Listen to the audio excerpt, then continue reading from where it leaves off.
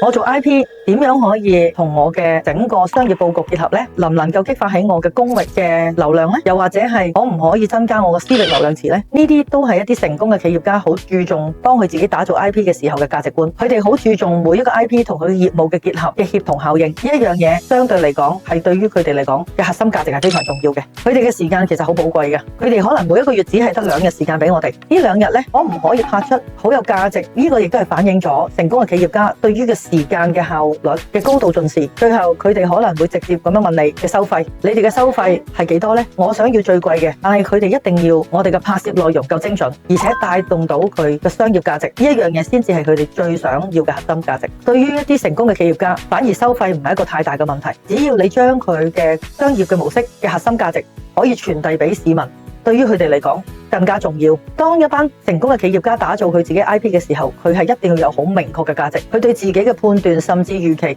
佢都係非常之準確嘅。